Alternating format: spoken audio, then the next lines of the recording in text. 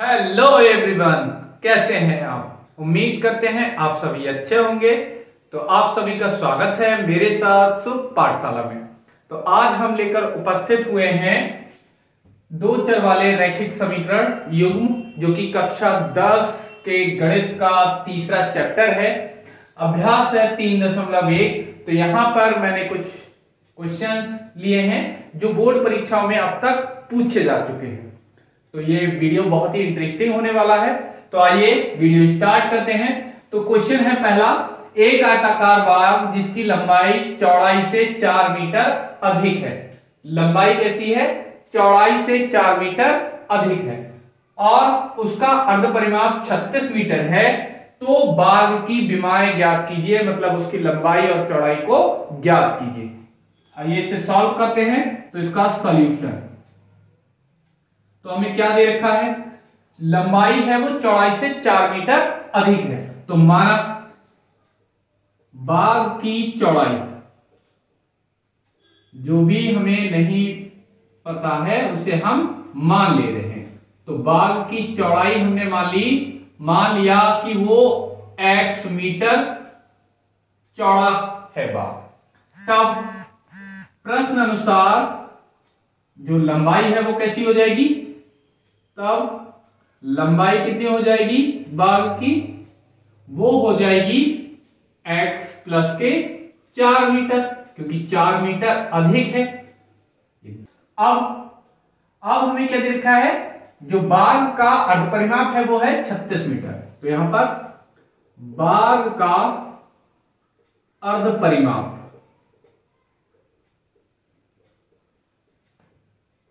कितना दे रखा है? ये अर्ध परिमाप है 36 मीटर।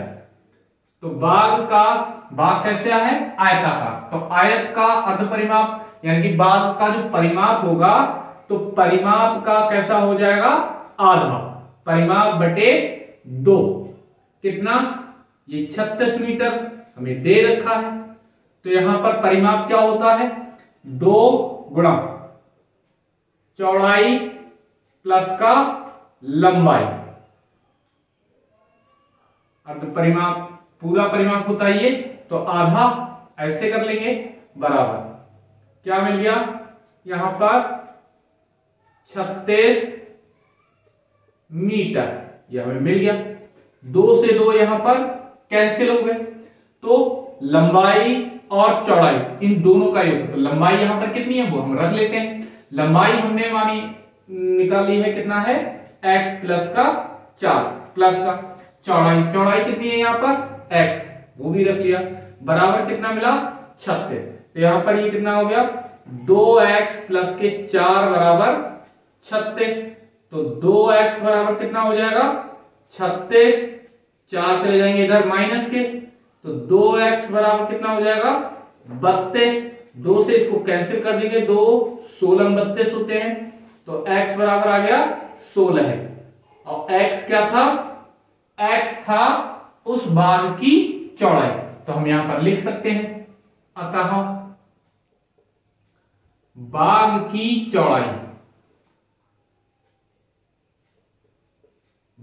चौड़ाई कितनी है? 16 मीटर। और जब बाग की चौड़ाई इतनी हो गई तो लंबाई कितनी हो जाएगी? लंबाई कितनी थी? x प्लस के 4। तो लंबाई कितनी? x है, हमने 16 निकाल लिया है, प्लस का 4 यानी 20 मीटर। तो ये चौड़ाई हो गई 16 मीटर और लंबाई हो गई 20 मीटर, और यही हमारे आंसर हो गए। तो अगला क्वेश्चन है, अनुपातों a1 बटा a2, b1 बटा b2 तथा c1 बटे c2 की तुलना कर ज्ञात कीजिए कि निम्न समीकरण युग्म द्वारा निरूपित रेखाएं एक बिंदु पर प्रतिच्छेद करती हैं, समांतर हैं अथवा समपाती हैं। तो यहां पर हमको ये 3 ऑप्शन दे रखे हैं। इनमें से हमको ये बताना है कि जो भी ये समीकरण युग्म हमको दे रखे हैं ये किस तरह की रेखाओं को प्रदर्शित करती हैं। प्रतिच्छेद करती हुई रेखाओं को प्रदर्शित कर रही हैं, या समांतर रेखाओं को प्रदर्शित कर रही हैं, या फिर समपाती रेखाओं को प्रदर्शित कर रही हैं। तो आइए सॉल्व करके देखते हैं। तो सॉल्यूशन पहला खंड लेते हैं हम। पहला खंड है 5x माइनस का 4y बराबर माइनस के 8, या इसको हम कैसे लिख सकते हैं, या इसे कैसे लिखा जा सकता है, 5x माइनस का 4y, इसे -8 को इधर ले जाएंगे तो ये कैसा हो जाएगा, प्लस का 8 बराबर 0। ये हो गया। इस फिर दूसरी हमें समीकरण क्या दे रखी है, 7x प्लस का 6y बराबर 9। तो इसे भी हम इसी तरह से चेंज कर लेते हैं। तो क्या मिलेगा यहां से हमें, 7x प्लस का 6y, 9 इधर जाएंगे तो कैसे हो जाएंगे ये, माइनस के 9 बराबर 0।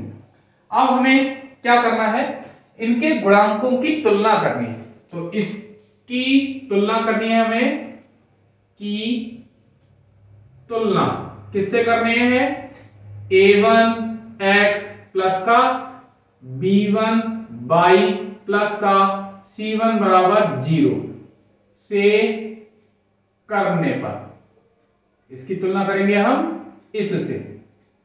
फिर क्या करना है, इस वाले की भी तुलना करनी है जो दूसरी समीकरण हमने निकाली है। तो इसकी तुलना किससे करेंगे, a2x प्लस का b2y प्लस का c2 बराबर 0 से करने पर। इतना काम करने के बाद क्या करना है, तो यहां से हम निकाल लेते हैं a1 के स्थान पर, यहां पर क्या है, a1x, तो यह है 5x, तो यहां पर a1 के स्थान पर कितना है, 5।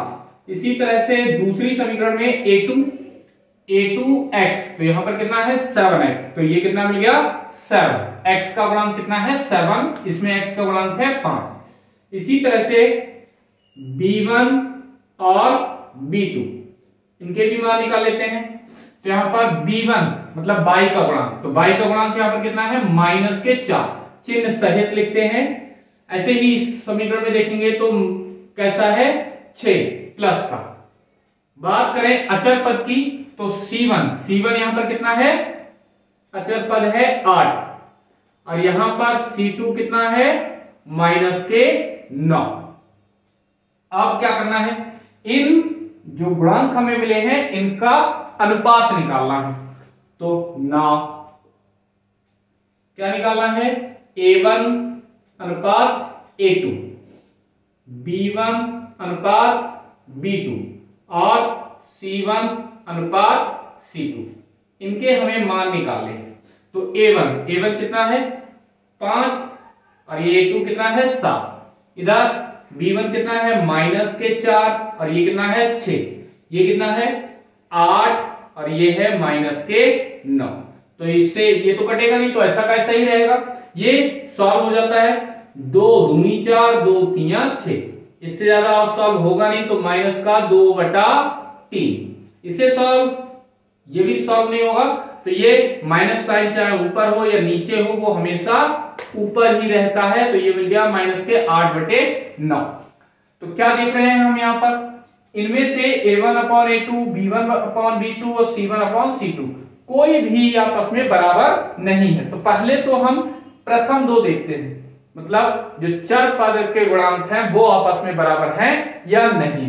तो यहां पर ये है 5/7 और ये है माइनस का 2/3, तो ये गुणांक आपस में बराबर नहीं। तो लिखेंगे चूंकि a1/a2 बराबर नहीं है b1/b2 के, इसलिए जब ऐसी कंडीशन होती है तो समीकरण युग्म कैसे होते हैं, समीकरण युग्म होते हैं एक बिंदु पर प्रतिच्छेद करने वाले, अर्थात जो समीकरण युग्म द्वारा निरूपित रेखाएं हैं तो लिख देंगे।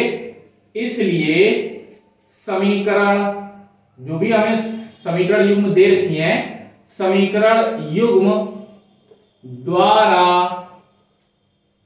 निरूपित रेखाएं कैसी होंगी, निरूपित रेखाएं कैसी हैं, प्रतिच्छेदी रेखाओं की समीकरण है, मतलब एक ही बिंदु पर प्रतिच्छेद करने वाले हैं। तो एक बिंदु पर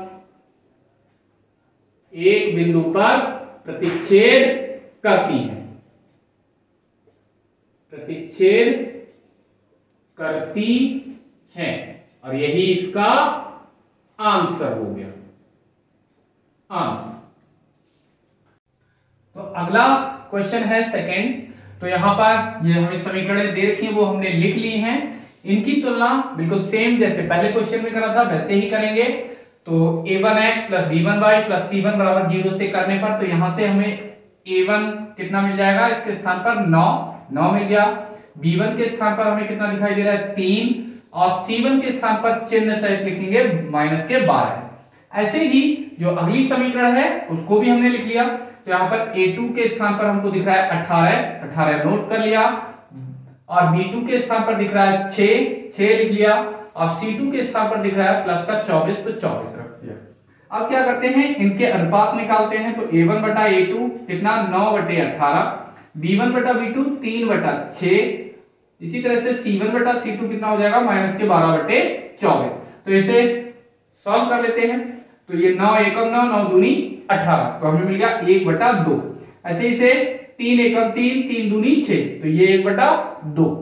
c1 बटा c2 तो इसे भी ऐसे ही 12 एकम 12, 12 दूनी 24, तो 1/2, और ये माइनस का चिन्ह ऐसा का ऐसा ही। तो हमें क्या देखने पर मिल रहा है, ये दोनों आपस में बराबर हैं, लेकिन तीसरा वाला अनुपात ये बराबर नहीं है, तो वो यहां पर लिख लिया। जब ये कंडीशन होती है तो जो दी गई हमें समीकरण युग्म होती हैं, इस कंडीशन में वो समांतर होती हैं। तो हम यहां पर कह सकते हैं कि जो भी हमें समीकरण युग्म दे रखा है, इसलिए समीकरण युग्म द्वारा निरूपित रेखाएं, समीकरण युग्म द्वारा निरूपित रेखाएं वो कैसी हैं, समांतर है। निरूपित रेखाएं समांतर हैं, और यही इसका आंसर हो गया, आंसर। तो अगला खंड है इसका थर्ड ऑप्शन।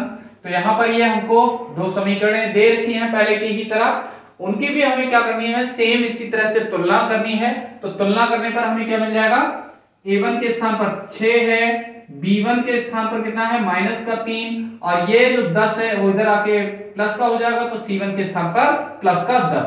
ऐसे ही इस वाली समीकरण में देखेंगे तो a2 के स्थान पर 2 है, और b2 के स्थान पर जब कोई गुणांक नहीं है तो 1 रहता है, तो कैसा -1, और c2 के स्थान पर 9।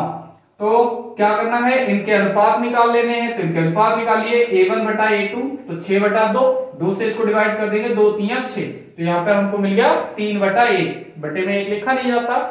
इसके बाद b1 बटा b2 तो ये -3 बटा -1, -3 बटा -1, माइनस से माइनस कैंसिल हो गया, बटे में 1 रह गया है, 1 बटे में लिखा नहीं जाता है, तो ये 3 ऐसा का ऐसा ही। इसी तरह से c1 बटा c2 ये 10/9। तो यहां पर हमको देखने को मिल रहा है कि ये पहले दो अनुपात तो बराबर हैं, लेकिन तीसरा वाला अनुपात बराबर नहीं है। तो जब ये कंडीशन होती है तो समीकरण युग्म द्वारा निरूपित रेखाएं कैसी होती हैं, समांतर। तो यहां पर जो हमें समीकरण युग्म दे रखी है वो किस तरह की रेखाओं को प्रदर्शित करेंगी, समांतर रेखाओं को, और यही आंसर हो गया। तो अगला क्वेश्चन है, अनुपातों की तुलना कर ज्ञात कीजिए निम्न समीकरणों के युग्म संगत हैं अथवा असंगत। तो यहां पर हमें ये खंड दे रखे हैं। तो सबसे पहले तो हमें पता होना चाहिए कि कब असंगत होते हैं और कब समीकरण युग्म असंगत होते हैं। तो कंडीशन होती है पहली, अगर a1 बटा a2 बराबर है b1/b2 के बराबर है c1/c2 के, और दूसरी कंडीशन, यदि a1 बटा a2 बराबर नहीं है b1/b2 के। इन दोनों ही कंडीशंस में जो समीकरण युग्म होते हैं वो संगत होते हैं।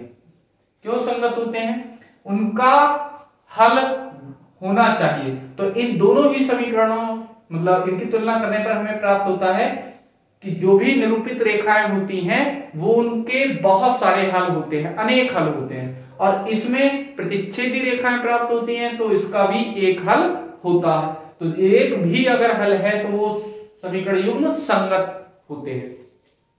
जो तीसरी कंडीशन है वो है कि प्रथम दो अनुपात मतलब a1 बटा a2 बराबर है b1 बटा b2 के, लेकिन बराबर नहीं है c1 बटा c2 के। ऐसी कंडीशन में उस समीकरण युग्म का कोई हल नहीं होता और वो समीकरण युग्म असंगत होती है। तो आइए सॉल्व करके देखते हैं। तो पहला इसका खंड है, सॉल्व करते हैं। क्या है दे रखा हुआ हमें 2x माइनस का 3y बराबर 8। तो इसे हम सॉल्व करने के लिए क्या करें, ये 8 को इधर ले आए तो ये हो जाएगा माइनस का बराबर 0, इतनी होगी। इसकी हमें तुलना करनी है, कि तुलना किससे करनी है, a1x प्लस का b1y प्लस का c1 बराबर 0 से करने पर जब हम इसकी तुलना करेंगे तो हमें क्या मिलेगा, a1 के स्थान पर यहां पर कितना है 2, b1 के स्थान पर कितना है माइनस का 3, a1 2 हो गया, b1 कितना हो गया -3, और c1 कितना हो गया, c1 हो गया माइनस का 8। इसी तरह से 4x माइनस का 6y प्लस ये है बराबर का 9, इतना दे रखा है। तो हमने क्या करा, इस 9 को ले आया इधर, ये हो गया माइनस का बराबर में रखा 0। तो इसकी भी तुलना कराएंगे इसके रैखिक समीकरण जो होता है उसके मानक समीकरण से।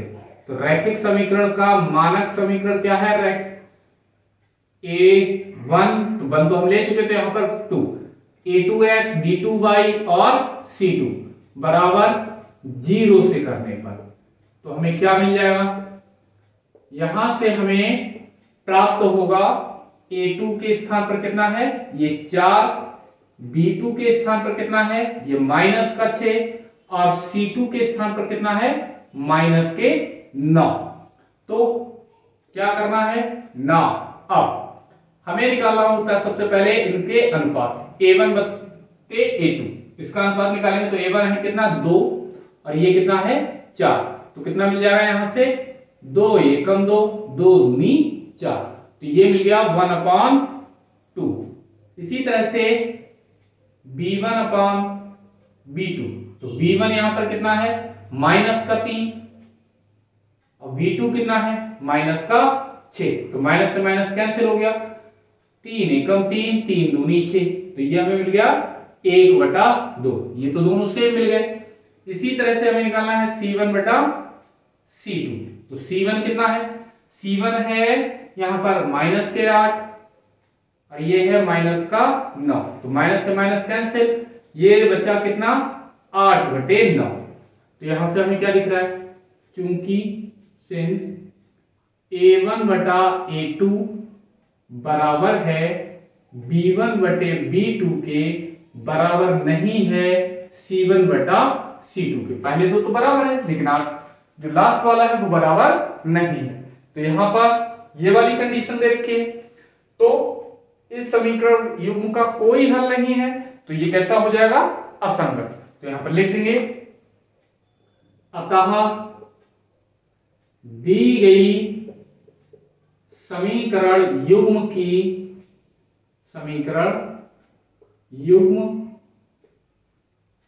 का कोई हल नहीं है।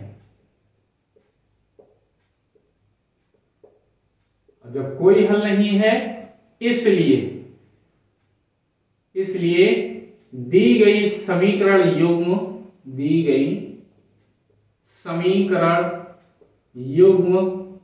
कैसे हो गए, जब कोई हल नहीं होता तो असंगत, दी गई समीकरण युग्म असंगत है, और यही हो गया आंसर। तो अगला खंड है इसका 3x प्लस का 2y बराबर 5 दे रखा है, तो 5 को हम इधर ले आए, हो गया ये माइनस का बराबर 0। इसकी तुलना हम करा रहे हैं a1x plus b1y plus c1 बराबर 0 से। तो a1 के स्थान पर यहां पर हमें क्या मिलेगा 3, b1 के स्थान पर कितना है 2 और c1 के स्थान पर कितना है चिन्ह सहित माइनस का 5।